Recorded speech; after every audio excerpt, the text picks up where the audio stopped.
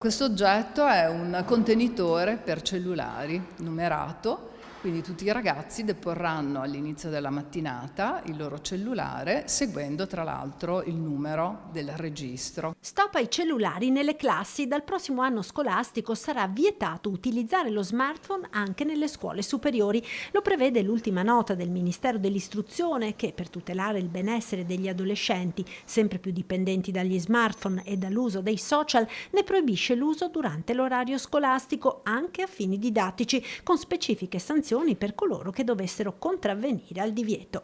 Come assicurare il rispetto del divieto spetta ai singoli istituti. Una delle soluzioni che vanno per la maggiore è quella degli armadietti, dove i telefonini restano sotto chiave per tutta la durata delle lezioni. L'uso del cellulare sarà ammesso se previsto dal piano educativo di alunni con disabilità o per motivate necessità personali, ad esempio per i sistemi di monitoraggio della glicemia.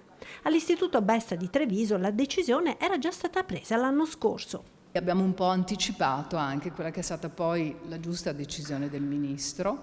Abbiamo fatto una formazione sul benessere digitale degli studenti e ci siamo sempre più convinti che bisogna toglierlo dalle mani almeno per un po' di ore mentre stanno a scuola. Questo proprio per incentivare la loro attenzione e quindi l'apprendimento. La decisione di vietare lo smartphone in classe è stata condivisa dal Consiglio d'istituto con i rappresentanti degli studenti e dei genitori. Noi abbiamo anche delle classi del nostro indirizzo per la sanità che hanno fatto un esperimento sociale, cioè hanno provato a stare per un po' di tempo senza il cellulare e hanno riconosciuto che ne hanno avuto dei benefici in termini di attenzione, di cura anche delle relazioni. Quindi abbiamo l'appoggio della grande maggioranza degli studenti, poi sicuramente ci sarà qualcuno che non è tanto contento di questa soluzione. I genitori però sono soddisfatti.